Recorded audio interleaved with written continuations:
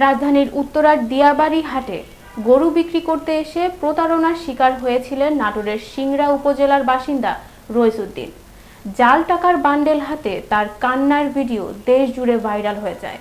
সেই প্রতারণার শিকার বৃদ্ধ রইসুদ্দিন এবার যাচ্ছেন পবিত্র ওমরাহ পালনে, তাও ঢাকায় চলচ্চিত্রের জনপ্রিয় অভিনেত্রী অপু বিশ্বাসের সহায়তায়।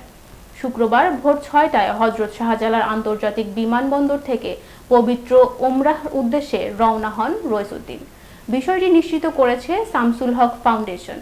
সামাজিক মাধ্যমে এক পোস্টে ফাউন্ডেশন জানায়, রইসুদ্দিনের দুর্দশার খবর ছড়িয়ে পড়ার পর অপু বিশ্বাস স্বতঃস্ফূর্তভাবে তাদের সঙ্গে যোগাযোগ করেন এবং ওমরাহ পালনের সম্পূর্ণ ব্যয়ভার বহনের ঘোষণা দেন। গত ঈদুল আজহার আগে সিংড়া উপজেলার পাকুড়িয়া গ্রামের বৃদ্ধ রইসুদ্দিন দিয়াবাড়ি হাটে গরু বিক্রি করতে গিয়ে ১,২৩,০০০ টাকার মধ্যে ১,২১,০০০ টাকার জাল নোট পান। হতাশায় ভেঙে পড়া সেই মানুষটিকে মানবিক হাত বাড়িয়ে দেয়, সাহস দেন অনেকেই। শেষ পর্যন্ত অপু বিশ্বাসের আর্থিক সহায়তায় স্বপ্ন পূরণের পথে পা রাখলেন রইসুদ্দিন।